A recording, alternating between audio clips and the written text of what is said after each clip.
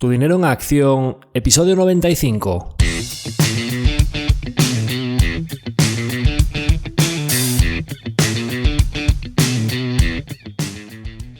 Hola, soy Javier Acción, asesor financiero independiente autorizado y registrado en la Comisión Nacional del Mercado de Valores con el número 149 y asesor del fondo de inversión Acción Global.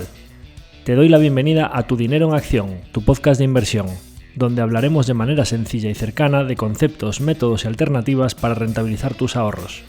Si te planteas sacarle partido a tus ahorros o quieres descubrir qué opciones te interesan más, te invito a quedarte para aprender sobre finanzas con un lenguaje directo y sin tecnicismos. Si tienes alguna pregunta, duda o sugerencia, puedes contactar con nosotros utilizando las distintas vías que encontrarás en nuestra página web www.accioninversiones.com.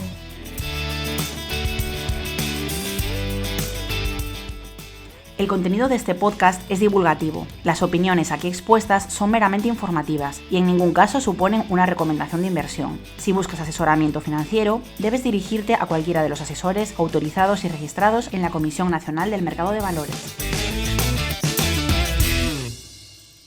En el episodio de hoy volvemos con uno de nuestros capítulos divulgativos. En el caso del episodio de hoy vamos a hablar de inmuebles. Es el segundo capítulo en el que tratamos este tema que es de tanto interés para la comunidad inversora de nuestro país. De hecho, para muestra un botón, el primer episodio que hicimos sobre invertir en inmuebles, que fue el capítulo 10 del podcast, allá por la primera temporada, es el episodio más escuchado de la historia del podcast, lo cual pues creo que es bastante significativo del interés que genera la inversión en inmuebles, la inversión inmobiliaria o el real estate o el ladrillo en nuestro país. Y habiendo ya hecho en aquel episodio una primera aproximación a la inversión en real estate, en el episodio de hoy nos centraremos en una tipología diferente a la compra directa de inmuebles físicos, como es la inversión a través de carteras de inmuebles que cotizan en bolsa, los REITs. Entonces, ¿de qué vamos a hablar hoy? En primer lugar, recapitularemos un poco para repasar cuáles eran las ventajas e inconvenientes principales de la inversión en inmuebles. A continuación, daremos una breve definición de lo que son los REITs y de las métricas clave o de los conceptos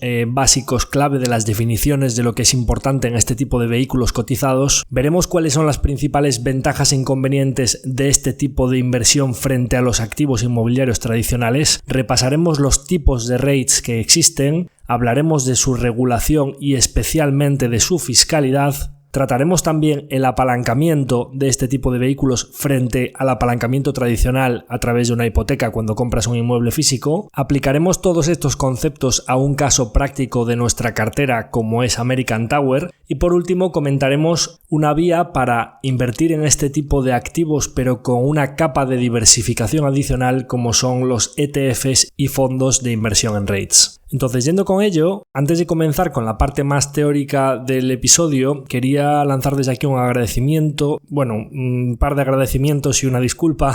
Disculpa porque no sé si se me va a notar la voz un poco tomada, porque parece que no me terminé de recuperar de todo de la virasis de Madrid y cuando llegué aquí pues estuve bien un par de días, pero recaí a partir del principio de esta semana con dolor fuerte de garganta y luego también fiebre y demás. Y de hecho, pues ahí va uno de los agradecimientos, aparte de la disculpa por la voz que la tengo un poco perjudicada, agradecimiento a las personas que se encargan de editarnos el podcast y de subirlo, porque como no pude grabar porque tenía la garganta fatal los 2 primeros días de la semana, que son cuando solemos grabar, pues van a tener que hacerlo esta semana en tiempo límite, con lo cual pues agradecimiento desde aquí porque me parece que esta semana se van a tener que pegar un buen atracón. Después de la disculpa del primer agradecimiento, pues el agradecimiento más especial en este episodio particular de REITs a Nildes, que es mi mano derecha, mi fiel compañera, que me ayuda muchísimo, ya lo he dicho en varias ocasiones, porque es quien más ha trabajado para preparar la parte teórica, el contenido fundamental de definiciones, métricas, tipos de REITs, apalancamiento, vehículos, etcétera, que os vamos a contar ahora. De hecho, hasta tal punto que cuando vi el ejercicio de análisis que había hecho, le propuse que hiciésemos el episodio entre los dos en una especie de preguntas y respuestas. Mi idea era hacerle las preguntas yo a ella y que lo fuésemos contando entre los dos, pero darle pues especial protagonismo a ella, ya que lo había preparado con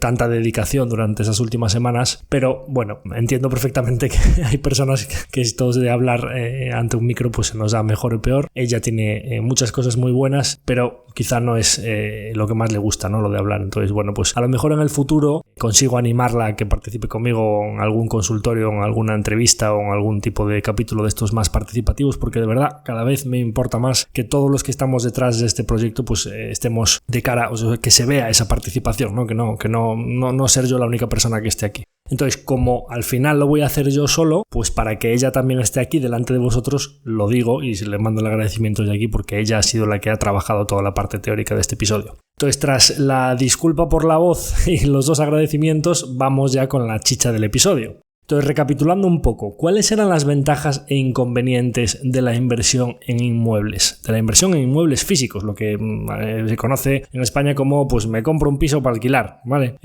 Pues principalmente comprarse un inmueble, sea un piso, sea una nave industrial, sea un local comercial, tiene las ventajas intrínsecas a la inversión en un activo real. La inversión en un activo real tiene principalmente 2 ventajas. Frente a un activo financiero o un activo en el que la única posibilidad para ganarle dinero sea que te lo compren por más dinero en el futuro, como activo real, una de las ventajas principales es que tiene una utilidad intrínseca. Es decir, si va todo fatal y tú tienes un piso en propiedad, pues puedes irte para vivir allí. O sea, tienes un activo que tiene un valor, como pues puede ser la energía, que puede darte un valor calefactable, ¿no? En caso de que necesites, pues el techo te da un cobijo, igual que pues un vehículo te da un transporte o un alimento te proporciona pues ese sustento, ¿no? Entonces los activos reales, por definición, como por ejemplo pues dice el Bitcoin, pues el Bitcoin no es un activo real, que puede ser que la tecnología que subyace puede tener posibilidades de ser más utilizada en el futuro, o digamos el oro, pues que el oro, salvo por cuestiones de orfebrería o pues antes se utilizaba más en medicina, pero ahora se utilizan otros metales como pues el titanio, etcétera. Entonces al final, como decía Warren Buffett, tú metes todo el oro del mundo en una caja y ¿qué te da? ¿Qué te produce? ¿Te calienta? ¿Te puedes cobijar bajo él? Pues no, pues un inmueble tiene esa propiedad que tiene un valor intrínseco más allá del rendimiento financiero que nos ofrezca.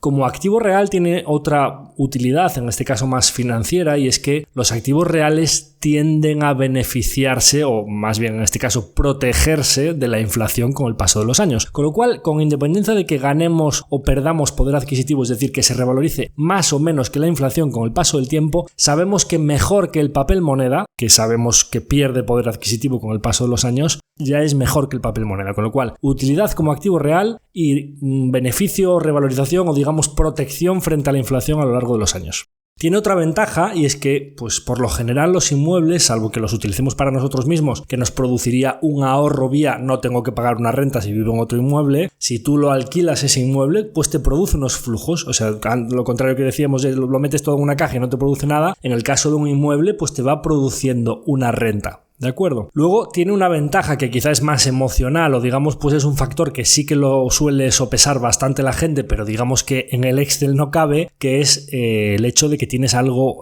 físico que lo puedes ver, que está ahí, como que vas y lo pisas y es algo sólido, que con independencia de las subidas y bajadas de los ciclos de la economía, de las crisis, de las idas y las venidas, pues tiene una solidez en cuanto a que no hay nadie que te lo esté tasando todos los días, que vea sus fluctuaciones y digamos que a la gente le parece como más estable, que no tiene unas fluctuaciones y una volatilidad tan fuerte como puede tener pues los bonos, la renta variable, las acciones, las materias primas, etcétera, etcétera. Y por último, y quizá la más importante a nivel financiero, es que por lo general, como se trata de un activo sólido que es monetizable, digamos que para los bancos tiene un valor en cuanto a que lo consideran una garantía, una fuente de solvencia porque tiene esas propiedades de activo real, pues digamos que soporta, es un activo que en general aguanta muy bien el apalancamiento. De hecho, pues si tú vas a una entidad financiera para pedirle una hipoteca para comprar un inmueble, es algo que entra en su día a día, en su menú diario de operaciones, y sin embargo, si tú le fueses a pedir una hipoteca con un loan to value, o sea, préstamo frente a valor del 80% para comprarte unas acciones de una compañía cotizada que sea tan sólida o más que un piso en el centro de tu ciudad, te dicen que de qué les estás hablando, ¿no? Por lo general, hay otras entidades o plataformas que sí que en las que puedes tener leverage para comprar acciones y demás, pero en el banco de la esquina te financian de una manera muchísimo más sencilla o de manera más habitual en la compra de un inmueble que la compra de un activo financiero. Y este apalancamiento, esa palanca como su propio nombre indica, es crucial para los retornos. En el capítulo 10 que comentábamos de invertir en inmuebles, comentábamos como unos retornos que podríamos decir más propios de la renta fija o más propios de un activo muy conservador, incluso podríamos decir que en algunos casos mediocres de 2-3% por rentabilidad. Si te vas a activos más arriesgados, naves industriales o inmuebles residenciales pero en zonas periféricas, podrías irte a la horquilla entre el 4 4 y el 7% dependiendo del tipo de activo, si lo has comprado en mal estado y lo reformas y demás, y luego pues a eso habría que sumar la inflación, digamos unos retornos moderados, pues sí que es verdad que si tú le metes un apalancamiento al 80% y el coste de ese apalancamiento es notablemente más bajo que el rendimiento que te ofrece ese inmueble, al apalancar esos retornos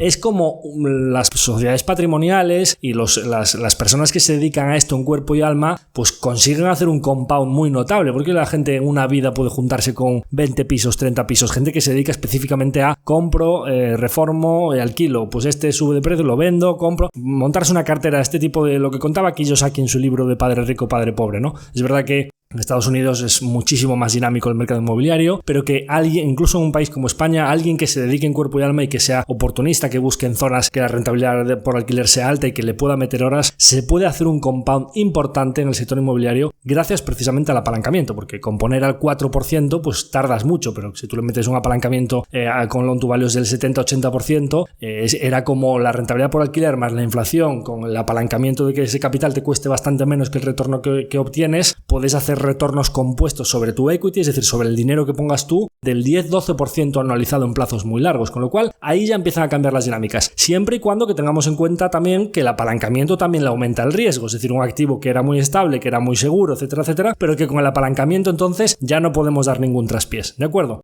¿Y qué desventajas tenía? ¿Qué inconvenientes tiene la inversión en activos físicos? Bueno, pues en activos inmobiliarios principalmente es que estás, como su propio nombre indica, son bienes raíces, estás enraizado, estás como un poco atado a la pata de la mesa en cuanto a que tú no fácilmente cierras el portátil, te marchas y te llevas tu activo contigo, sino que es un activo inmobiliario en el centro de Palencia o digamos una nave industrial en el polígono de Alcalá de Henares. Está ahí y no se puede mover, ¿no? Eso tiene unas serias desventajas para la flexibilidad del inversor, digamos, ¿no? En segundo lugar, pues principalmente que es un activo poco líquido, es decir, nosotros no podemos tirar de un inmueble ante un imprevisto que necesitemos el dinero, oye mira, pues que Dios no lo quiera, un problema de salud, oye mira, pues es que necesito ayudar a alguien, oye, pues se me plantea tengo que cambiar el coche o se me plantea la oportunidad de mi vida de comprarme una casa en el sitio que quiero, en el momento que quiero, o viene una crisis, bajan los precios. Claro, cuando vas a querer monetizar tu inmueble, también le afectó la crisis, también bajó y tienes que ponerlo a la venta, encontrar ese cruce de oferta y demanda, todo el proceso de las arras, luego la escritura, pues algo que tardas meses en monetizarlo y dependiendo de los precios del mercado, ¿no? Este es uno de los principales inconvenientes de la inversión en inmuebles físicos, que es un activo que realmente es poco líquido y además cada transacción que haces está muy tasada por el gobierno, dependiendo de las comunidades, si es IVA o ITP, estamos hablando de entre el 7 y el 10% en cada transacción. Claro, pues es que eso ya frena que haya muchas transacciones, porque si tú de partida cuando compras un inmueble, tú lo compras por 200.000 y te clavan 20.000 euros de ITP, pero al día siguiente ese inmueble no vale 220.000, sino que vale 200.000, tú de inicio ya partes con una pérdida del 10%, con lo cual al final lo que fomenta ese impuesto es que no estés haciendo muchas operaciones, que es un activo poco líquido, muy gravado por la fiscalidad y que realmente pues es para invertir, comprarlo y mantenerlo a largo plazo, porque un activo que ya parte con una pérdida del 10% de origen, lógicamente vas a necesitar varios años para entrar en break-even, o sea, entrar en beneficios, porque las rentas que ofrece son bastante más bajas de un 10%, ¿de acuerdo? Entonces, poca flexibilidad y liquidez, fiscalidad, y después tenemos un activo que es pesado, que cada una de esas unidades, cada inmueble, es un importe relevante. No podemos invertir 5.000 euros en un inmueble, más allá de estas plataformas de crowdfunding, plataformas participativas que de verdad que no me parecen recomendables, porque hay algunas que pueden funcionar bien y darte un retorno, pero también ha habido bastantes casos de fraudes y demás, y no me parece que sea la mejor aproximación para la inversión en inmuebles. Toda esta introducción hablando de los inmuebles físicos la estoy haciendo larga porque todos los puntos que estoy comentando me dan pie para la inversión de la que vamos a hablar ahora, porque solventa bastantes de estos problemas. Entonces, claro, pues un ticket grande, digamos, no, pues que el piso más pequeño, pues a lo mejor un piso, una zona un poco más periférica, pequeñito, un apartamentito, 80.000 o 100.000 euros y más la reforma. Si no le metes el apalancamiento, tienes que estar hablando de 150, 200.000 euros por unidad, ¿no? Entonces, ¿eso qué implica? Que cada uno de esos ladrillos, que cada una de esas unidades sea muy costosa. Que va a ser difícil tener una cartera muy diversificada. Implica que vamos a tener que tener o un patrimonio muy grande o concentrarnos en activo residencial en el centro de Coruña, activo industrial o comercial en el centro de Madrid o en las afueras de Barcelona, donde sea, pero mucha cantidad de dinero en un único inmueble, ¿de acuerdo? Entonces, poca liquidez, poca flexibilidad, la fiscalidad y realmente concentración del riesgo en un único activo. Y por último, y quizá, pues, aparte de la fiscalidad y la concentración de riesgo, a mí personalmente, tras mi experiencia estos últimos años, es quizá el que me parece más reseñable de los inconvenientes de la inversión inmobiliaria, es que no es un activo que tú metas el dinero ahí y vaya produciendo a lo largo de los años y te olvides. Es un activo que te pide pan, como yo le suelo llamar, te pide horas de trabajo, te pide que le des de comer, o sea, te está pidiendo una dedicación, una firma de un contrato, un cambio de una lavadora, unas derramas de la comunidad, unas juntas de vecinos de la comunidad, que menudo coñazo las reuniones de vecinos en las que siempre, como compras pisos para reformar en edificios antiguos, porque es donde salen las cuentas mejor para... Siempre hay derramas porque hay que cambiar la cubierta del edificio y siempre están en las juntas de vecinos, en muchos casos son tensas, pasan cosas todos los años, el seguro, la comunidad, el inquilino cada vez que se cambia el contrato, eso si te salen buenos, si te salen malos ya no menciono todo lo que pasa, etcétera, etcétera, etcétera. Entonces no es un activo que tú metas el dinero y empiece a producir y te puedas olvidar. Requiere, más allá de que tengas el capital, requiere que dispongas de las horas libres para dedicárselas. Entonces al final no es que sea una inversión horas hombre, o sea, no es que te tengas que dedicar en cuerpo y alma. Si tienes una o dos cositas, pues puedes tener tu trabajo aparte, pero para hacer este compón a largo plazo que nos gusta a nosotros, o montar una cartera que te vayas montando tu plan de pensiones y que pueda componer a tasas altas, pues es que si quieres tener unos cuantos inmuebles alquilados y buscar otro y reformarlo, si quieres hacer esto de manera permanente, es que es un trabajo, o sea, requiere de una dedicación completa, o sea, que al final no es algo a lo que pueda acceder cualquier persona del día a día, cualquier persona habitual que tenga su trabajo fuera de lo que es la inversión, ¿no?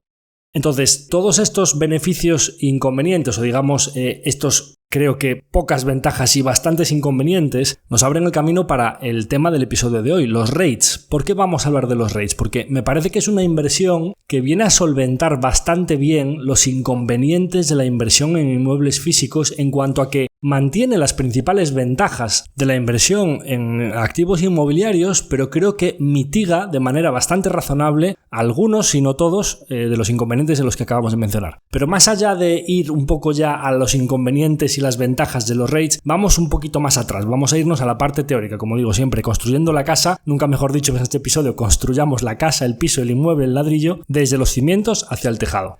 Entonces, ¿qué es un REIT? REIT es el acrónimo de Real Estate Investment Trust, que es como una especie, o se puede traducir como un fideicomiso de inversión en bienes raíces, es decir, sociedades de inversión en el sector inmobiliario que poseen estos bienes inmuebles que les producen unas rentas por alquiler, normalmente cotizadas en bolsa, depende un poco de la regulación de cada país, pero en general tanto los REITs como las SOCIMIs en España, de las que también hablaremos, tienen requisito regulatorio de cotizar, y es una figura que surgió en los años 60 en Estados Unidos como fórmula para que los pequeños inversores pudieran invertir en el sector inmobiliario, que hasta entonces estaba solo limitado a los grandes capitales. Para que os hagáis una idea, existen 940 REITs cotizados en el mundo. En España hay 117 SOCIMIs. La capitalización de los REITs totales a nivel mundial ronda los 2 billones americanos, o en Estados Unidos serían 2 trillion, en Europa o en España nuestros 2 billones de dólares a finales de 2023. Y para muestra de lo atrasados que vamos aquí en la regulación, ya no solo de nuestro sector de las entidades de servicios de inversión, sino también incluso de las inmobiliarias cotizadas,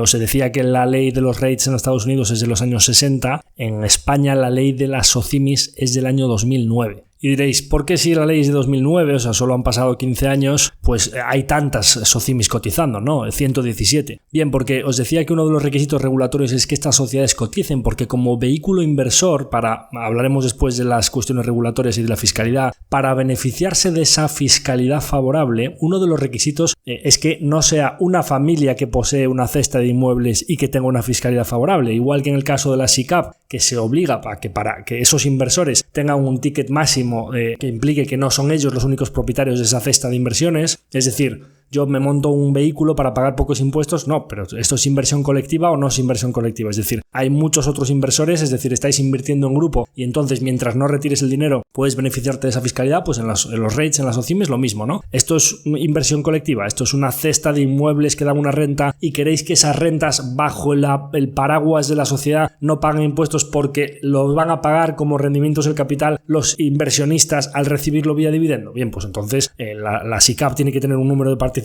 mínimo y un ticket máximo por parte de cada partícipe, y en el caso de los REITs pues tiene que cotizar de manera que esas acciones puedan ser adquiridas por cualquier inversor interesado, ¿no? Entonces esto es lo que ha llevado a que muchas sociedades familiares o empresas patrimoniales que tenían una cartera de inmuebles y que querían beneficiarse de esa fiscalidad pues hayan sacado a cotizar en los últimos años esas SOCIMIs españolas. Entonces, antes de pasar a los conceptos y métricas clave de los REITs, por daros una pincelada general de lo que es este vehículo de inversión inmobiliaria, no deja de ser una especie de fondo de inversión en inmuebles. Veremos un poquito más adelante las ventajas e inconvenientes de la aproximación a la inversión en inmuebles a través de estos fondos, entre comillas, de inmuebles. Entonces, un par de métricas clave que son importantes en los REITs. No pretende ser el capítulo de hoy un máster de análisis contable ni de métricas forensic para valorar los REITs, ¿no? Pretende que entendamos los conceptos básicos para entender pues un poco cómo valorar un REIT, o si está caro, si está barato, o cuáles son las métricas de generación de valor intrínseca para el accionista, ¿no? Lo que yo utilizo para ver cómo está cotizando un REIT. Entonces, hay dos métricas que a mí me parecen quizá las más importantes en los REITs, como son el NAV y el AFFO. El NAV es el acrónimo de Net Asset Value, que es pues, el valor de los activos netos, que por lo general viene a indicar el valor de tasación de los inmuebles que tiene el REIT, este fondo de inmuebles, sean pisos, naves industriales, locales comerciales, lo que sea, descontada la deuda que tiene esa sociedad. Es decir, como de manera intrínseca los inmuebles son activos pesados que por lo general soportan una deuda, ¿cuál es el Net Asset Value de esos inmuebles? Es decir, ¿cuál es realmente el equity de los accionistas? O si nosotros vendiésemos todos esos inmuebles y pagásemos a los bancos todo lo que se debe, ¿cuál es el valor neto de estos activos? ¿Cuánto quedaría aquí? Por lo general, eso tiende a ser en el sector entendido como lo que debería valer la compañía en bolsa. Y entonces se suele utilizar el NAV para, pues esta compañía cotiza sin descuento, al 100% del NAV. No, es que esta compañía está muy barato, cotiza al 70% del NAV. No, es que esta compañía está muy sobrevalorada porque su NAV es de 100 y resulta que cotiza 130. Bien, ojo con este tipo de afirmaciones. ¿Por qué? Porque el NAV no deja de ser una métrica que tiene un componente subjetivo en cuanto a si las tasaciones que están haciendo los expertos independientes terceros que contrata esa SOCIMI o ese REIT para valorar los inmuebles son adecuados a valor de mercado o no. Y de hecho, el NAV es un incentivo un poco perverso en algunos REITs, en algunas SOCIMIs, en cuanto que a mí, por ejemplo, no me gusta ver que los managements de las SOCIMIs o de los REITs tengan un incentivo vinculado al NAV por acción. Es decir, si su incentivo es crecer el NAV, pues pueden caer en la tentación de comprar cada vez más activos más caros para aumentar ese NAV, ¿no? Entonces, a mí me gustan más las métricas que quizá son menos subjetivas o, digamos, menos dependientes de un tasador, que imaginaros, pues un REIT muy grande que tenga que hacer, por lo general, los REITs varían un poco de cada país, pero aquí, por ejemplo, las SOCIMIs valoran los inmuebles cada 6 meses, para publicar su NAV, tasan todos esos activos que en periodos de medio año y entonces pues con esas tasaciones le restan la deuda y hacen un poco el valor de los activos netos, ¿no? Entonces a mí en general, pues claro, una SOCIMI a lo mejor que capitaliza 5.000 o 6.000 millones, imaginaros el valor de las tasaciones que tiene que hacer cada 6 meses, pues al final es un cliente muy importante de la sociedad tasadora y no sé si los incentivos están correctamente alineados para que esa tasadora valore los inmuebles realmente a valor de mercado, al precio al que si esa SOCIMI tuviese que venderlos inmediatamente, sería exactamente lo que le darían por el mercado. O sea, yo creo que van a estar a valor de mercado o por encima tasados. No sé exactamente cuánto por encima, pero no sé si me dice mucho. Entonces, ahora vamos al AFFO. ¿Por qué vamos al AFFO? Porque a mí me parece una métrica quizá menos subjetiva, porque realmente es la generación de valor intrínseca que están teniendo esos inmuebles porque alguien los está pagando. Entonces, ¿qué es esto del AFFO? AFFO es el acrónimo, son las siglas de Adjusted Funds from Operations, es decir, los fondos ajustados de las operaciones del REIT, que vendría a ser una especie de beneficio operativo ajustado por todos los costes para mantener esa cartera. Lo explico. ¿Cuántas rentas generan estos inmuebles? ¿Cuánto tengo que gastar para mantener esas rentas? Sea costes de mantenimiento de los inmuebles, sean las nóminas de los empleados que gestionan esos alquileres, sean los intereses que yo le pago al banco por el apalancamiento, o sea, el CAPEX de mantenimiento, no el growth, o sea, no que yo me compre otro inmueble o haga una expansión en un inmueble, sino cuánto tengo que gastar para mantener esos inmuebles en el buen estado necesario para que sigan proporcionándome esas rentas. Después de todo eso, ¿cuánto queda? ¿Qué es lo que sería un yield puro operativo, el cupón operativo puro para los accionistas de esa cartera de inmuebles? ¿Y por qué esto no es subjetivo? Porque no hay ningún tasador que venga a decirte, yo creo que esto si lo vendieses valdría tanto. No, ese es el yield o el cupón real que te están pagando tus inquilinos neto de todos los gastos e intereses para mantener esa cartera de inmuebles, que es realmente la renta pura que le está proporcionando ese rate al inversor. Es la renta con la que te pueden pagar dividendos. Es la renta con la que pueden reinvertir para el futuro, para crecer y comprarse otros inmuebles. ¿Entendéis? Entonces, el AFFO a mí me parece una métrica muy importante en los rates, más allá del NAV, porque el NAV no deja de ser puede estar sobrevalorado o infravalorado, puede ser ciertamente subjetivo, pero realmente el AFFO es un yield puro en el que lo explico haciendo la inversa de la valoración de los rates. Digamos, no es que el bono americano a 10 años está pagando un 4% de yield, ¿no? Está pagando una rentabilidad. Tú compras un bono americano ahora y los próximos 10 años compras 100.000, te va a estar dando 4.000 cada año, y cuando termine el último año te van a dar los 100 del principal y 4.000 de intereses ese año, 104.000, ¿de acuerdo? Pues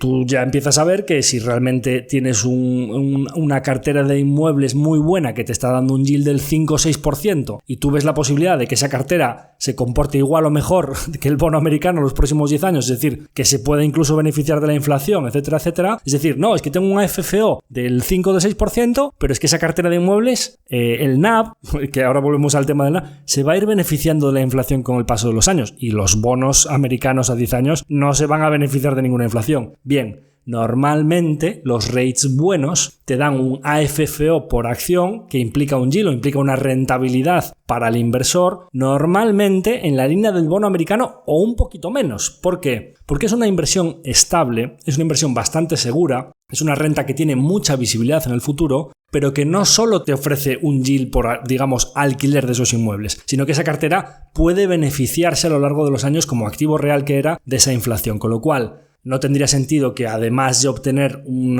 beneficio muy superior a los bonos a largo plazo, como es la revalorización siendo un activo real, con el paso de esos años, cosa que no obtienes en los bonos, pues además te des un yield superior. Con lo cual ahí ya empezamos a ver la disyuntiva entre cómo está la renta fija. Si yo me compro un bono americano está al 3-4%, ¿qué tipo de rate? ¿Y este rate qué orgánicos tiene? Este rate, es decir, ¿son centros de datos que tienen un viento de cola muy importante y van a poder ir subiendo los precios a sus clientes porque hay mucha demanda? No, es un activo industrial o comercial que pues Amazon está empezando a hacerle pupita a los comercios y tal. No, pues es una zona residencial pero que está en una zona periférica, ya veremos. Tal. No, es que esto es un hospital.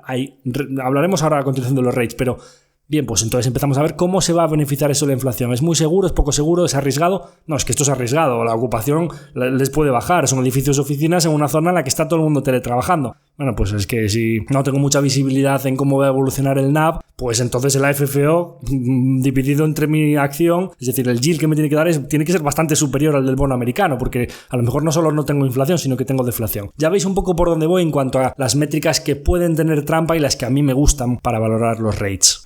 Entonces, ¿qué ventajas e inconvenientes tiene la inversión en rates frente a la inversión en activos inmobiliarios físicos? Bien, en cuanto a los inconvenientes, vamos a decir que únicamente tiene quizá el hecho de que no es un activo que nosotros podamos utilizar para nosotros mismos, es un activo quizá más puramente financiero, una inversión únicamente financiera, no es algo que tenga esa utilidad intrínseca de que nosotros nos podamos cobijar allí si todo nos va mal, y que tampoco lo podemos pisar, o digamos, como los inmuebles no son de nuestra propiedad, nosotros seríamos accionistas solo de un pequeño trocito de esa cesta de inmuebles. Todas esas cualidades físicas de que lo ves ahí, de que sabes dónde está, de que tiene un valor para ti en caso de quieras irte a vivir para allí, pues no lo tienen. ¿De acuerdo? Esos son principalmente los únicos inconvenientes que le veo a la inversión en rates frente a la inversión en activos físicos. Todo lo demás son ventajas. ¿Cuáles son esas ventajas? Bien, es un activo completamente líquido. Nosotros en cualquier momento, ante cualquier necesidad, podemos disponer de ese dinero dándole a un botón de manera instantánea. Es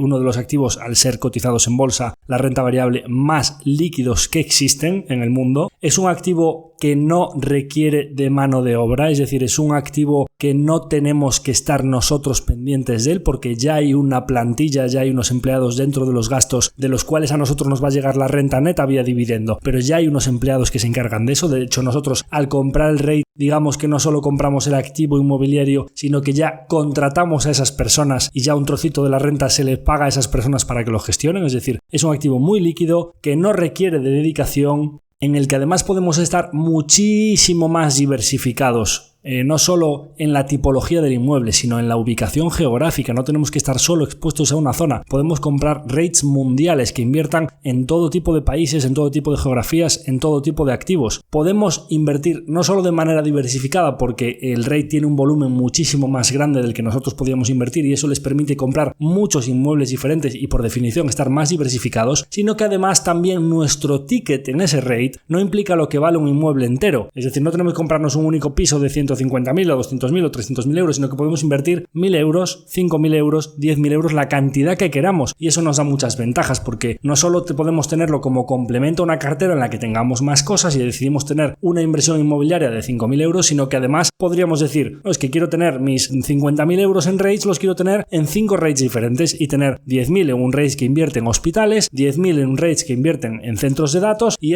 un poquito más especulativo en REITs industriales de no sé qué zona. Me explico, es decir, nos da una flexibilidad brutal más allá de la liquidez y la no necesidad de aplicarle horas de trabajo en cuanto a los importes que podemos invertir, porque lo podemos ajustar a nuestra medida. Y no solo lo podemos ajustar a nuestra medida en cuanto a los importes, a la liquidez y a la no necesidad de aplicarle horas de trabajo, sino que nosotros nos lo podemos llevar con nosotros a donde queramos. Hablábamos de los bienes raíces que están enraizados en un sitio. Si nosotros solo somos propietarios de las acciones de ese REIT, no somos propietarios de un único bien que está enraizado a una ciudad y que hay que gestionarlo, nosotros cerramos nuestro portátil, nos vamos de viaje, nos vamos a teletrabajar o nos cambiamos de ciudad y nos llevamos toda nuestra cartera de REITs con nosotros de manera instantánea y no tenemos pues un piso en otra ciudad en la que vivimos hace unos años y que tengo que estar allí yendo de vez en cuando a gestionarlo, contratar a alguien allí que me lo gestione. Es decir, en general ganamos no solo liquidez, sino una enorme flexibilidad. Hablaremos después también de las cuestiones importantes como son la fiscalidad y el apalancamiento, que también hay ventajas en este terreno.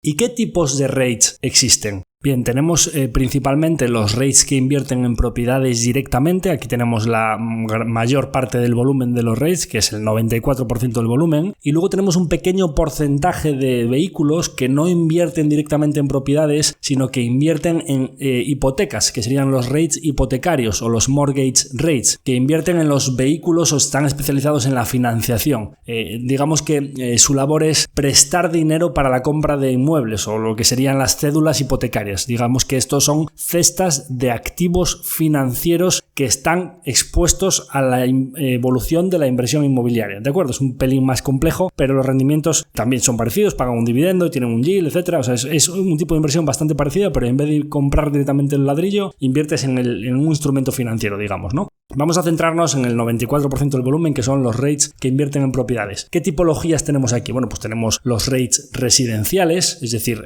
vehículos que poseen y operan propiedades residenciales, viviendas en alquiler. Tenemos REITs comerciales, en este caso pues serían edificios de oficinas, almacenes, naves industriales o locales comerciales o incluso centros comerciales grandes dentro de los cuales hay numerosos locales. Tendríamos también los REITs de atención médica. Como os decía, existen vehículos que invierten directamente en los edificios que soportan, en los que se encuentran hospitales, que es bastante interesante, ¿no? Porque tienes una visibilidad bastante clara de que es difícil que un hospital se marche de un edificio donde está instalado, ¿no? Digamos que el switching cost, o sea, digamos que es un REIT que tiene una ventaja competitiva importante de que, bueno, pues en España la gran mayoría de los hospitales son públicos, ¿no? Pero en Estados Unidos, que es donde están la mayoría de estos vehículos, pues con la atención privada que hay allí, pues que o quiebra la empresa que gestiona ese hospital o va a ser muy raro que te dejen el edificio vacío, ¿no? Pues hay REITs que además no solo en un edificio, sino que invierten en numerosos edificios en los cuales se encuentran servicios de atención médica. Luego, pues por ejemplo, existen REITs especializados en logística o en infraestructuras. Centros de logísticos de reprocesamiento de paquetería o en puntos neurálgicos como puede ser por ejemplo pues aquí en España en Zaragoza, que es un punto importante a mitad de camino justo en la A2 entre Madrid y Barcelona, pues es un centro logístico muy importante para el reparto de paquetería. Bueno, pues los centros logísticos, así como los edificios comerciales, os decía que Amazon puede estar teniendo una presión importante hacia los locales comerciales que no estén en zona muy prime, pues al revés, los centros logísticos están yendo para arriba porque la evolución hacia el e-commerce implica que cada vez se necesita más procesamiento de paquetes, ¿no? Con lo cual, bueno, pues digamos que los hospitales, los centros logísticos y los centros de datos, que también hay REITs que invierten en centros de datos, digamos que tienen un viento de cola superior a lo que podrían ser, bueno, pues los residenciales. Digamos que es estándar porque hay una necesidad perenne de viviendas para la población, pero quizá pues por debajo, en peores rendimientos o en peores orgánicos, tendríamos los REITs comerciales, y los especializados en oficinas pues siempre tienen ahí un poco la espada de Damocles de cómo será la ocupación. Parece que ahora ya está volviendo la agenda del trabajo, pero que siempre pues que cuánta de falta va a hacer estas oficinas, no habrá que reconvertirlas en viviendas. En algunas zonas de algunas ciudades pues siempre los REITs que invierten específicamente en oficinas están bajo presión, y de hecho pues hemos visto que algunas SOCIMIs españolas en los últimos tiempos que invertían única y exclusivamente en oficinas han empezado a diversificar su portfolio para abrir pues centros logísticos, centros de datos y demás, porque se especula con la posibilidad de que a largo plazo pudiesen tener orgánicos negativos en la ocupación de esos inmuebles, porque cada vez nos estamos trasladando a una economía cada vez más de servicios, y la digitalización de la economía es imparable, con lo cual cada vez va a hacer menos falta la presencia física, o a lo mejor un 2+3, no full remote, pero cada vez más trabajos están implantando un 2+3. Por definición, si haces un 2+3, esto implica que en tu jornada laboral hay un porcentaje de las horas que no vas a estar en tu edificio, y eso le recorta costes a tu empresa y por definición va a tener menos puestos de trabajo. Tendrá unos cuantos que sean necesarios, y las reuniones habrá que ir allí a conectarse, o te contarás en tu switch, en tu puesto, o reservarás a través de una app, pero por definición la ocupación que necesitará por una plantilla de 20.000 a lo mejor necesita 12.000 puestos o 15.000 puestos, ¿no? Con lo cual a largo plazo pues podrían tener un viento en contra, que lo tendrán a favor pues los hospitales vía envejecimiento de la población, los centros de datos por cada vez más procesamiento de datos, etcétera, etcétera. Dejamos por supuesto los REITs que invierten en torres de telefonía, en torres de comunicaciones, para el ejemplo práctico que nos va a ocupar hacia el final del episodio, porque sabéis que nuestra aproximación a los REITs en la cartera de acción global es precisamente a través de este tipo de activo. Hablaremos de ello un poquito más adelante. Entonces, en cuanto a la regulación y la fiscalidad, que van de la mano estos dos conceptos, porque precisamente como la fiscalidad es favorable, y hablaremos de ella a continuación, los requisitos regulatorios para poder beneficiarse de esa fiscalidad favorable pues son bastante estrictos. ¿Y cuáles son estos requisitos? Bueno, pues como os decía, deben ser un vehículo de inversión colectiva. Es decir, pues dependiendo de los países, los REITs americanos deben tener un mínimo de 100 accionistas en el momento de su creación, y los 5 principales no pueden controlar más del 50% del capital de la empresa, algo parecido a lo que os decía de las ICAPs. Es decir, debe ser inversión colectiva y no un vehículo pantalla, de manera que proteja a una sola familia de pagar impuestos. Deben tener como mínimo un 75% de los activos invertidos en inmuebles, efectivo, bonos del tesoro. Es decir, no puede ser que tengas una carterita de inmuebles pero luego tengas pues renta fija, bolsa o una actividad empresarial diferente y que entonces te beneficies de la fiscalidad. No, esto es una cesta, un activo para invertir específicamente en activos inmobiliarios, con lo cual pues puedes tener una parte de cash o en bonos del tesoro, pero el 75% pues tiene que estar en inmuebles, ¿no? Como mínimo se supone que pues para invertir en esos inmuebles y tenerlos por alquiler, si no tienes una actividad empresarial propiamente dicha, el 75% de los ingresos tienen que venir a través de las rentas de los propios inmuebles, de esos alquileres, ¿no? Y además, y esto es importante porque esto es un factor común tanto en los REITs como en las SOCIMIs, porque por ejemplo pues la SOCIMI tiene que cotizar en un mercado regulado y tiene que disponer de una clase única de acciones, tiene que estar constituida como sociedad anónima y tener un capital social mínimo de 5 millones de euros. Bueno, pues el objeto social, la inversión mínima en activos, los ingresos procedentes de rentas son factores muy similares a los de los REITs, pero en general una de las claves de la regulación para beneficiarse de esta fiscalidad, más allá de que tengan diversificada esa base de inversores, que su activo principal sean los inmuebles y que además las rentas o los ingresos principales vengan de los alquileres, es que están obligados a repartir un mínimo, en el caso de los REITs, del 90% y en el caso de las SOCIMIs del 80% de sus beneficios anuales vía dividendos. Y esto es muy importante para beneficiarse de la fiscalidad de la que vamos a hablar a continuación. ¿Por qué están obligados a repartir los beneficios en dividendos? Porque los REITs y las SOCIMIs funcionan de una manera parecida a los fondos de inversión en las ICAPs, y es que en los beneficios empresariales que obtengan bajo el paraguas del REIT no pagan impuestos. O sea, prácticamente, pues en el caso de España es el 1%, hay diferentes fórmulas, pero lo que viene a significar esta ley fiscal es que tú tienes unos inmuebles bajo un paraguas de una SOCIMI, tú no pagas impuestos por los beneficios, digamos, o el impuesto de sociedades que pagarías si fuese una sociedad al uso, una sociedad anónima que no estuviese bajo el paraguas fiscal de la SOCIMI o del REIT, pero como ya vas a pagar esos rendimientos vía dividendos a tus accionistas y estás obligado a hacerlo, esos accionistas, como están obteniendo esa renta mensual, trimestral o anual, van a pagar el impuesto en el IRPF o su impuesto de la renta por rendimientos del capital mobiliario por esos dividendos que cobran por esas acciones. Con lo cual, esta ley, y esto es lo más importante de la regulación de los SOCIMIs, como pasa con los fondos de inversión, lo que viene es a evitar la doble imposición. Es decir, si tú eres propietario de estos inmuebles a través de un paraguas, vamos a evitar que si tú tienes una sociedad patrimonial y pagas el impuesto de sociedades conforme esas sociedades van generando alquileres o vas vendiendo esos inmuebles conforme se van revalorizando, pagas impuestos de sociedades, luego el beneficio después de pagar el impuesto de sociedades ya neto te lo repartes en vía dividendos y vuelves a pagar del 19 al 27% en rendimientos del capital o ganancias patrimoniales en función del caso si vendes las acciones, etcétera, realmente estarías pagando dos veces, ¿no? Bueno, pues las SOCIMIs y los REITs vienen a ser un vehículo en el que, de acuerdo, está muy beneficiado fiscalmente porque no paga mientras esté en el paraguas, o lo mismo que un fondo de inversión que tiene unas acciones, cuando cobramos un dividendo o vendemos una acción con beneficios dentro de nuestro fondo de inversión, acción global, nosotros pagamos el 1% de impuestos. Claro, ¿por qué? Porque los inversores se benefician de ese beneficio fiscal mientras no retiren el dinero, pero cuando lo retiren es cuando ellos pagan. Entonces solo pagan una vez, no tendría sentido bajo el paraguas del fondo estar pagando impuestos por los beneficios de esas empresas y luego al retirar el dinero del fondo volver a pagarlo. Bien, pues este es aplica el mismo principio de evitar la doble imposición. Con lo cual, como realmente las SOCIMIs y los REITs tienen unas condiciones fiscales muy favorables, este es el motivo de que pues, se hayan creado muchas SOCIMIs en España y hayan cumplido con ese requisito regulatorio de salir a cotizar para beneficiarse de ese requisito para beneficiarse, digamos, de esa condición fiscal de exención, de manera que esas familias tributan cuando lo cobran vía dividendo.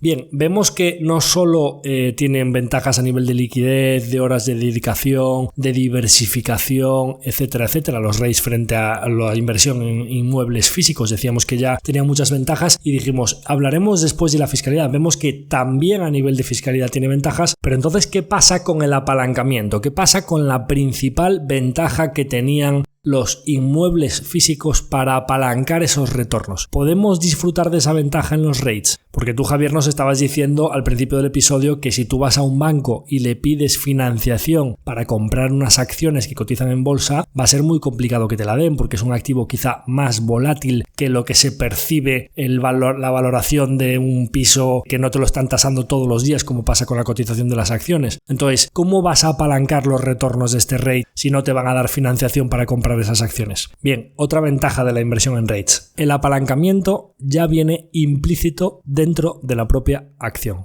¿Qué quiero decir con esto? No tenemos que solicitar nosotros ninguna financiación. Nosotros no tenemos que pedir una hipoteca sobre un piso a un loan to value del 70 o del 80%. Cuando nos estamos comprando la acción del REIT, no solo compramos todas sus propiedades, sino también todos sus préstamos que van implícitos asociados a esas inversiones que han hecho en esos inmuebles. Es decir, los gestores del REIT, para comprar cada edificio, para comprar cada hospital, para comprar cada centro logístico, para comprar cada centro de datos, ya han solicitado esa financiación y ya tienen un porcentaje de deuda sobre el equity que apalanca esos retornos. Si nos fijamos en la tasa de apalancamiento de los REITs de propiedades inmobiliarias que existen en Estados Unidos, se han movido en los últimos años a nivel, pues lógicamente, dependiendo de la clase de activo y de la resiliencia que tengan los ciclos, y también en los últimos años, conforme nos hemos ido alejando de la crisis de 2008, las tasas de apalancamiento se han reducido porque tras la experiencia y la caída tan fuerte en los precios de los inmuebles que hubo en 2008, las tasas de apalancamiento que admiten los bancos han sido lógicamente menores porque tuvieron una mala experiencia, ¿no?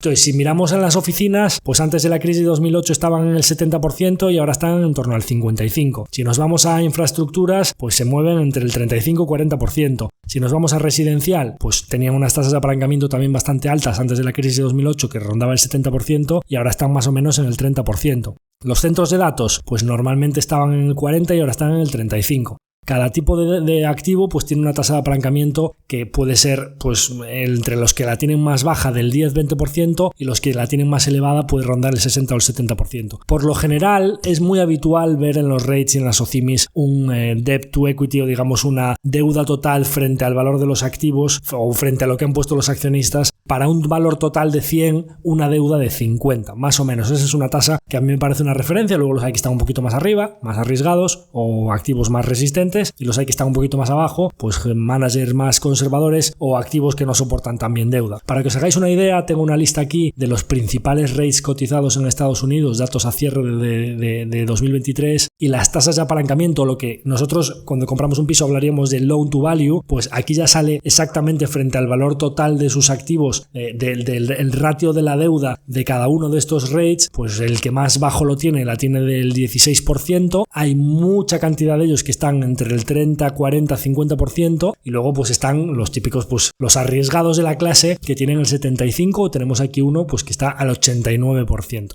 Bien, esta es una de las principales cuestiones que tenemos que analizar, porque ese apalancamiento es verdad que cuanto más alto sea, más va a apalancar los retornos para el equity. Es decir, si nosotros compramos pisos o inmuebles o centros de datos, hospitales por valor de 100 y los accionistas solo ponen 20, claro, cuando tú coges 80 al precio que te lo presta el banco y esos 80 te cuestan pues un 5%, si tú inviertes en activos que te dan el 10 y lógicamente estás duplicando ese coste de capital, cuanto más capital al 5 cojas y menos pongas tú sobre el dinero que has puesto tú, lógicamente el retorno va a ser mayor. Pero claro, todo eso tiene un límite hasta que venga una crisis y los 100 pasen a ser 70, tú debías 80 y estás quebrado, ¿no? Con lo cual, el apalancamiento de los retornos versus resiliencia ante las crisis y riesgo es algo que tenemos que tener muy presente. Por eso, lógicamente, antes de la crisis de 2008 las tasas de apalancamiento eran más altas y ahora son bastante más bajas. A mí me parece que un 50% es una tasa más que razonable y, de hecho, como veréis en el ejemplo que os contaré después, en el que utilizamos en nuestra propia cartera, que son torres de comunicación, que es un activo muy resistente a los ciclos económicos, tenemos un apalancamiento del 37,9%, o sea, inferior al 40%.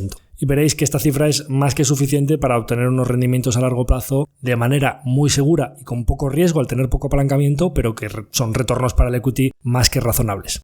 ¿Por qué os decía que un 50% a mí me parece como norma general el apalancamiento pues máximo, digamos, con el que yo me sentiría cómodo un rate para que la rentabilidad ajustado al riesgo sea razonable? ¿Y qué impacto tiene esto para el inversor? ¿Por qué os decía que los rates vienen ya con el apalancamiento implícito? Cuando tú compras un piso, ese 80% de loan to value, la renta, la inflación, etcétera, frente a lo que tú pones, decíamos que apalancaban esos retornos y que una inversión más o menos mediocre que te pueda dar un 3 o un 4% podría llegar a convertirse, si lo haces muy bien y le aplicas muchas horas de trabajo, en un rendimiento más que razonable de doble dígito. Bien, vamos a pensar en una cesta de activos que tenga una valoración de 100, ¿de acuerdo? 50%. Vamos a pedir al banco 50 y nosotros vamos a poner 50. Vamos a pensar que esa cesta de activos tiene un rendimiento por la típica oficina de Madrid que tienen las OCIMIs españolas clásicas, suele dar una renta del 6% anual, más o menos, ¿de acuerdo? Bien, vamos a suponer que de ese 6% tengo unos gastos operativos, tengo que pagar unos IBIs, tengo que pagar todas esas tasaciones que me hacen cada 6 meses, tengo que pagar una oficina pequeñita, no somos muchos empleados para gestionarlo, pero hay que pagar esas nóminas, etcétera, etcétera. Y vamos a poner que de ese 6%, un 2% se me quedan gastos operativos, con lo cual me queda en renta, limpio ya de polvo y paja, un 4%, ¿de acuerdo? 6% que me daban mis inquilinos por alquiler, menos 2% de gastos operativos, me queda un 4%. Y vamos a suponer también que como es un activo real que se beneficia de la inflación a largo plazo, no vamos a pensar en las inflaciones del 10 o 15% que tuvieron nuestros padres, tampoco vamos a pensar en el 9 o 10% que hemos vivido nosotros recientemente post pandemia, sino que vamos a empezar en una inflación normalizada que creemos que puede ser sostenible a lo largo del tiempo del 3%.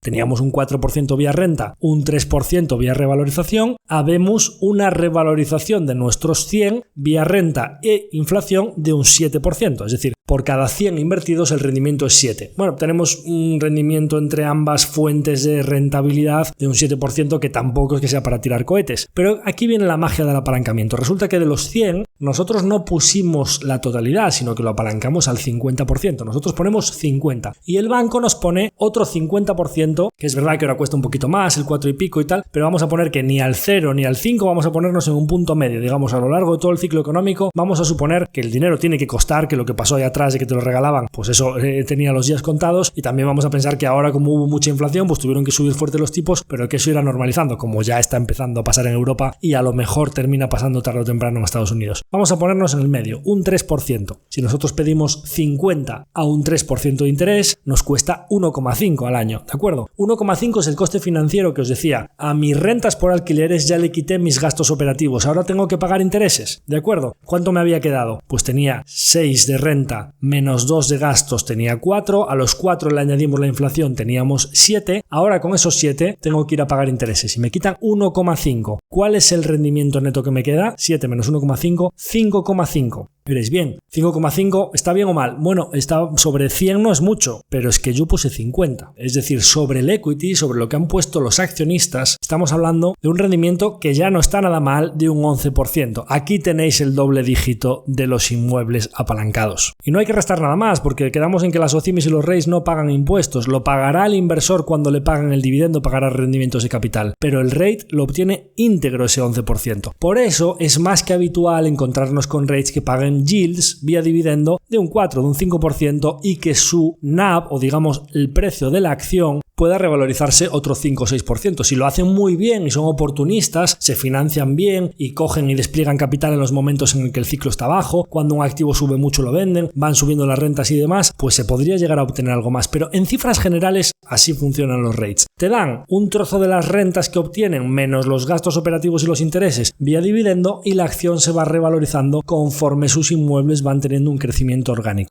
Crecimiento orgánico que puede venir vía inflación, o porque ellos inviertan en mejorar esos activos, o porque vayan adquiriendo otros activos con los flujos que se quedan para hacer una reinversión y hacer una especie de compound a largo plazo que te capitalice el NAV. Digamos que esa acción, más allá de los yields o de los flujos que te entregan vía dividendos, tenga un interés compuesto a largo plazo, porque esa cartera de inmuebles vaya aumentando con el paso de los años.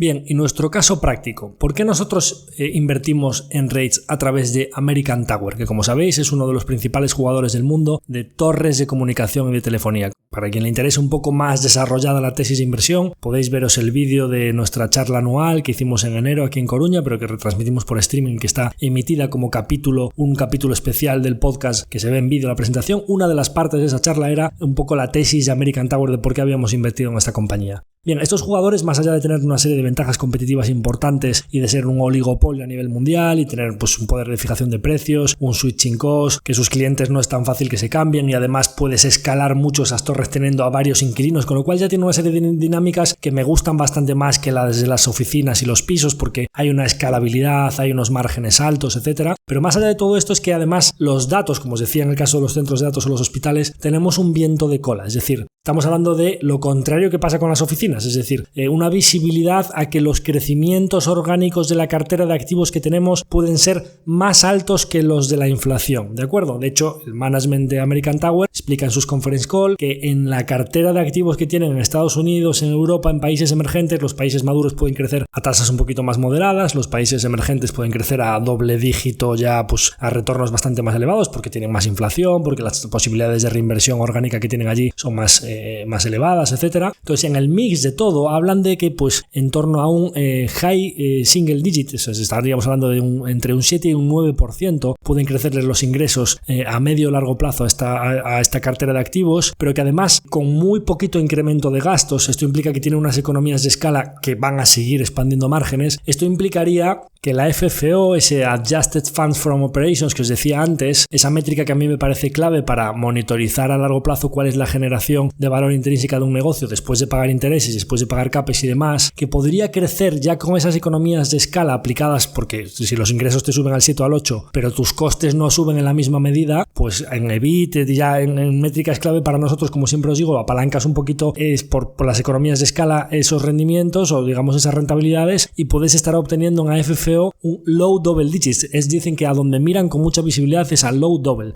Bajo doble dígito estaríamos hablando de un 10 a un 12%. Pero eso es la subida anual de los próximos años de la FFO. Nosotros tenemos que pagar el giros, es decir, la caja que generan también nos van pagando un dividendo. ¿Y a qué precio nos hemos comprado nosotros esto? Bueno, pues nosotros esto nos lo hemos comprado cuando estaba cotizando, generando más o menos $10 por acción de AFFO, nos lo hemos comprado a un precio medio de $170, es decir, a unas 17 veces AFFO. Y diréis, ¿esto es caro o barato? Bueno, si lo miras con una perspectiva histórica, el AFFO, o digamos el PER o el Price to AFFO, que es el PER de los rates, digamos, a lo largo de los últimos años, de American Tower se ha movido de media, ha estado a 22, pero ha llegado a estar cuando los tipos estaban, os explicaba, el ejercicio que hicimos antes poniendo los tipos al 3, lógicamente si pones los tipos al 6, te queda mucho menos para los accionistas. Y si los pones al 0, ¿qué pasa? Que los rendimientos se apalancan de una manera bestial para los accionistas. Es decir, la sensibilidad que tienen los rates a los tipos de interés cuando es un activo apalancado es muy importante. Con lo cual, ¿qué suele pasar? Que no solo cuando los tipos bajan los rates generan más, sino que además el mercado, como los tipos, la alternativa libre de riesgo, que es el bono americano, está pagando menos, el mercado paga más múltiplo por los beneficios de estas compañías. Con lo cual American Tower, nosotros nos lo hemos comprado recientemente a 17 veces, entre 2019 y 2021 llegó a estar a 32 veces, pero en su media histórica ha estado a 21, y lo más bajo que ha llegado a estar ha sido a 15-16, en colapsos financieros, pues como eso, cuando la compramos nosotros en octubre de 2023 estuvo a 16, 17 veces, en el Brexit estuvo a 15 y bueno, pues hay que irse ya hasta la crisis financiera de 2008 para verla por debajo de esas cifras, ¿no? ¿Qué implica comprarse American Tower a 17 veces AFFO? No solo es comprártela prácticamente a la mitad de múltiplo, porque diréis, ¿qué impacto tiene para una compañía de estas que los tipos se vayan del 0 al 5? Pues American Tower estaban a más de 300 las acciones y la mandaron a 150. Esto es como comprarte un bono que compone, o sea, un compounding bond a largo plazo en el que te beneficias de la inflación, pero que lógicamente como es perpetuo, o sea, estás hablando de equities aquí, estás hablando de un bono perpetuo, la sensibilidad a tipos, como le pasa a la renta fija que tienes con duración, cuando suben los tipos de interés el impacto que tienes es muchísimo mayor. Por eso hemos visto en equities relacionados con renta fija, como es el caso de American Tower, con una subida de tipos del 1 al 5, pues equities cayendo un 50 o 60%. Por eso hay que comprarse los rates después de que suban los tipos de interés, no antes. Resulta que American Tower le parecía súper interesante a la gente cuando llevaba muchos años subiendo como un reloj y nunca caía, cuando los tipos se habían ido del 6, 5, 4% que solían estar al 0% que estuvieron en la pandemia. Y la gente decía, qué maravillosa compounder, nos ha jodido. Si se financia todas sus torres gratis, ¿cómo no van a subir las acciones? Mal momento para invertirlo porque tienes una asimetría negativa. Es decir, que aumente el coste de capital, como no podía bajar más, o sea, del 0, ¿qué te van a pagar porque te endeudes? Eso solo le pasó a Alemania y a Austria, que pagaban tipos negativos. American Tower no va a pagar tipos negativos por su deuda. Con lo cual, había bajado mucho el coste financiero, sus acciones habían subido mucho, una situación asimétrica porque estabas comprando las acciones caras, el tipo de interés podía subir y eso iba a drenar su rentabilidad y además a obligar al mercado a pagar menos por sus múltiplos. Menos múltiplo por sus beneficios más bajos y múltiplo más bajo, caída del 50-60%.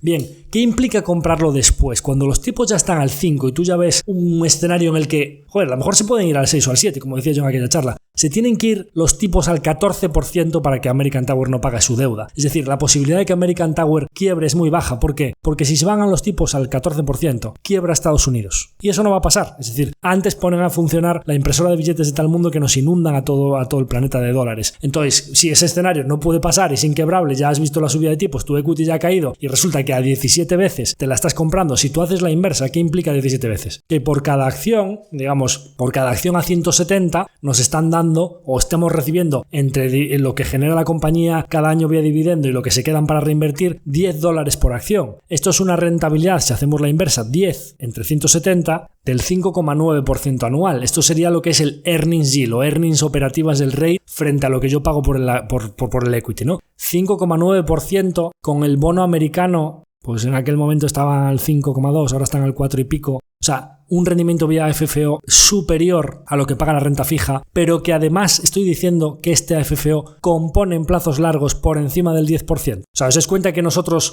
aquí cogemos y dicen, pero vamos a ver, ¿cuánto me compone esto a plazos largos? Pues 7% en top line más las economías de escala tal cual, pues esto puede hacer 10-11% en crecimiento de la AFFO a largo plazo. Ya, pero es que aparte a mí me hacen un pago todos los años, vía dividendos, ¿no? Habíamos quedado que tenían que repartir ¿Cuánto pago nos hacen? Bueno, pues cuando nosotros compramos esto, que construimos la posición entre 150 y 180, más o menos, precio medio de 170, de los 10 que genera de AFFO, ¿cuánto reparten? 6,5. Es decir, más de la mitad lo reparten, el resto se lo quedan para reinversión orgánica a ellos para crecer en el futuro. Bien, 6,5 sobre 170 es casi un 4% de dividendo, es decir, un 3,9% más o menos, no reparte 6,5, reparte 6,7, o sea, un poquito más. En las cifras que yo tenía calculadas cuando nosotros construimos la posición, era prácticamente un 4%, 3,9. Bien, un 4%, el AFFO crece en plazos largos un 11%, es decir, nosotros sentándonos a esperar en American Tower tenemos un 15% y ahora viene la magia. Os decía que esto, en los picos de pesimismo, cuando los tipos se ponen muy altos, cuando hay cracks financieros, ha llegado a estar entre 15 y 17 veces, donde nosotros la hemos comprado. Os dije que en los picos de positivismo, de optimismo, de euforia o de tipos muy bajos, llegó a estar a 31. Me olvido, yo no considero esa posibilidad, no estoy jugando a que American Tower vuelva a estar a 30 veces, y de hecho os dije que eso era una asimetría negativa y que no la compraría en esos momentos. Vamos a ponernos en el punto intermedio. Vamos a ponernos, como os decía antes, en la SOCIMI española que de 100 generaba 6, os dije un tipo de interés del 3%. Bueno, estamos viendo que Europa acaba de bajar los tipos de interés el primer cuarto de punto, que los datos de inflación están empezando a moderarse, no sabemos cuándo, pero sobre todo, digamos, sensibilidad a tipos. ¿Cuándo bajan los tipos? Si viene una recesión pueden bajar los tipos. Los flujos económicos de American Tower están muy asegurados por contrato, tiene mucha resiliencia. Tenemos en un escenario semi-recesivo posible flujos muy asegurados, tipos de interés a la baja. Esto es un activo perfecto para combatir las recesiones, es decir, es un activo que se podría... De hecho, el otro día salió un dato malo de empleo, American Tower subió. Cuando salen datos bajos de inflación, American Tower sube. De repente sale un buen dato económico, sale un dato de empleo muy bueno, resistencia económica, no van a bajar tipos, las acciones de American Tower caen. Es decir, American Tower tiene una sensibilidad a tipos de interés tan grande y que es un activo que puede funcionar en nuestra cartera de manera contracíclica.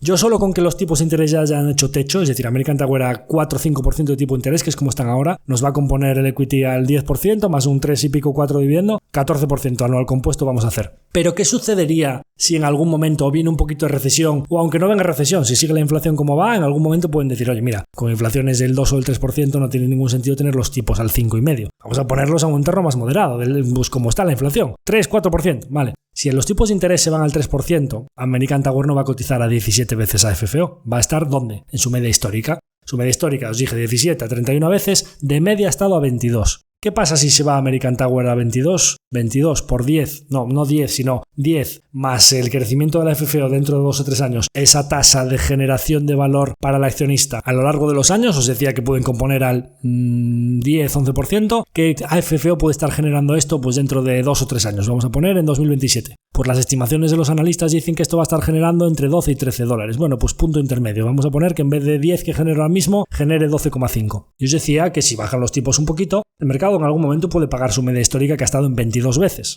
Bien, en ese escenario hipotético en 2027 con un AFFO de 12,5, si el mercado la paga 22 veces, la acción debería estar cotizando a 275 dólares. Y además, hasta entonces habríamos estado recibiendo un dividendo de 6,5 al año, o posiblemente 6,5 este año, 7 el que viene, 7,5 el siguiente. Es decir, en un escenario bastante probable habríamos recibido entre 19 y 20 dólares adicionales de dividendos que se suman a lo que debería cotizar la acción en ese momento a 22 veces AFFO, que serían 275 dólares, ¿no? Pues 275 de la acción más 20 dólares en dividendos acumulados, tenemos 295 de rendimiento de nuestra inversión o valoración de nuestra inversión total entre la acción y los flujos que hemos recibido en el momento final de 2027, ¿frente a cuánto? Frente a los 170 que nos ha costado esa inversión a finales de 2023. O sea, eso es un rendimiento de más del 73%. Esto implicaría una TIR, una tasa interna de retorno para nuestra inversión, que además los dividendos los vamos a ir recibiendo en el 24, en el 25, en el 26. Dependiendo de si esto tarda 3 o 4 años en pasar, podría llegar a ser incluso superior al 20%. Pero siendo conservadores, suponiendo que ya la inversión la hicimos en el 23 y que a lo mejor si no pasa hasta finales del 27, pues serían 4 años, estamos hablando de una TIR superior al 16%. Este ejemplo práctico os lo quería traer hoy para explicaros cómo una inversión que se ha hecho, creemos que en un momento adecuado en el que los tipos de interés estaban altos, pero que esa asimetría puede funcionar a nuestro favor, que si viene bienvenido sea, pero si no, nos sentamos y esperamos cobrando un doble dígito muy bajo más un dividendo, pero si viene esa opcionalidad en la normalización de los múltiplos, pues se puede convertir ya en una inversión extraordinaria, decíamos, con un apalancamiento incluso más bajo que lo que yo considero el estándar, ¿no? Porque pues decía un 50%, pues si American Tower lo tiene inferior al 40 o 37. Entonces estamos hablando de activos resilientes que pueden ser bastante contracíclicos, con un viento de cola por toda la gestión de los datos, por las comunicaciones, por los teléfonos móviles, por la conectividad que cada vez se consumen más datos, 4K, etcétera, en los teléfonos móviles, en las tablets, etcétera, cada vez más a través de datos, 5G, etcétera. Tenemos ese viento de cola, tenemos un buen management y tenemos un rate, creemos que puede ser bastante resistente, comprado después de una subida de tipos de interés a un precio razonable, y si viene el upside adicional, pues bienvenido sea. En un rate acertires de cercanas al 20% es algo muy poco habitual. Por eso os decía que, claro, cuando estás hablando de activos que te pueden dar un doble dígito bajo, digamos que incluso menos en top line, un 7-8% en top line, y ya de ahí hilar fino para que el apalancamiento operativo te lleve a doble dígito muy bajo y tal, pues para llevarlo a que sea algo realmente extraordinario, cuando estás hablando, y ahí vuelvo a la pregunta de calidad versus valoración del mercado, para obtener retornos extraordinarios en inversiones conservadoras, es muy importante el precio de entrada o comprarlos en momentos de mucho pesimismo para que puedas jugar con ese upside adicional a través de la revalorización del múltiplo. Y para terminar, después del ejemplo práctico de American Tower, quería hablaros también de una vía para invertir en rates de manera todavía más diversificada, porque alguien podría decir, bueno, sí, me gustan los rates, pero no quiero invertir solo en centros de datos, o no quiero invertir solo en Estados Unidos, o no quiero invertir solo en un activo que tenga un apalancamiento del 70%. Me gustaría tener exposición generalizada a todo el sector de rates, o a todo el real estate mundial, o a todo el real estate de diferentes sectores, es decir, centros de datos, hospitales, torres de comunicación, etcétera, pero de Estados Unidos. Bien, hoy por hoy, como os decía, en los mercados financieros está todo tan desarrollado que prácticamente está todo inventado. El producto, la cesta de productos, el derivado de la cesta de productos, o sea, hay lo que quieras, ¿no? Entonces también, aparte de que no tienes que invertir solo en un inmueble, sino que te puedes comprar un REIT que tiene muchos inmuebles, te puedes comprar un fondo de inversión que tenga muchos REITs. Entonces hay tanto fondos de inversión como ETFs, Exchange Traded Funds, es decir, fondos cotizados en bolsa que se mueven como una acción, dentro de los cuales tienes gran exposición diversificada a todo el sector, a todos los REITs. Tienes desde Vanguard Real Estate ETF, iShares US Real Estate ETF con exposición específica a Estados Unidos, tienes Core US Rate ETF, todo tipo de productos cotizados, ¿no? Luego tienes pues fondos también inmobiliarios directos tipo pues el VS Real Estate Funds o el Janus Henderson Horizon Global Properties, Nordea Global Real Estate Fund, todo tipo de productos, pues cada gestora tiene su fondo específico de rates en el que selecciona los que cree que van a dar mejores retornos o los que tienen una mejor rentabilidad ajustada al riesgo. Para esos inversores que, aparte de no querer soportar la iliquidez de la inversión en un activo físico y que no quieren dedicarles las horas y que quieren tener mucha diversificación y lo quieren hacer a través de un vehículo muy líquido, cotizado y con una fiscalidad muy buena, pues dice, no, es que yo no quiero jugármela si van bien los centros de datos o va bien este país o en tal zona del mundo suben o bajan los tipos de interés. Pues quiero tener una exposición todavía más diversificada al real estate global. Bueno, pues herramientas no faltan para que podamos tener exposición al ladrillo, entre comillas, porque estamos hablando aquí, pues las torres de comunicación no se hacen con ladrillos, ¿no? Pero el real estate, ¿no? Activos inmobiliarios o activos reales físicos con una renta, una revalorización de inflación más, una reinversión orgánica, unos dividendos, etcétera, ¿no? Entonces, bueno, para que veáis que hoy por hoy en los mercados financieros podemos solventar las desventajas de la inversión inmobiliaria a través de activos financieros que están muy desarrollados y que tienen, y digamos, todas las ventajas de la inversión inmobiliaria, quizá pues sin las desventajas o los inconvenientes que veíamos en aquel capítulo. Hasta aquí el episodio de hoy, espero que os haya gustado como complemento al primer episodio de Invertir en Inmuebles, aquel capítulo 10 que ya pilla algo lejos de la primera temporada del podcast titulado Invertir en Inmuebles. Pues en este segundo fascículo hemos tratado el mismo tipo de inversión pero a través de un vehículo cotizado como son los REITs. Como siempre, agradeceros mucho vuestra atención cada semana, invitaros a que lo compartáis con vuestra gente cercana si queréis que puede ser de su interés, que nos sigáis apoyando en ese objetivo de las 5 estrellas en Spotify y por supuesto pues que nos enviéis el feedback y los comentarios a través de redes, email, WhatsApp, que son de mucho agrado para nosotros y que nos empujan a seguir con este proyecto a largo plazo. Nada más, me despido de todos vosotros agradeciéndoos vuestra fiel audiencia cada semana y envío un abrazo muy fuerte a todos. Gracias por estar ahí.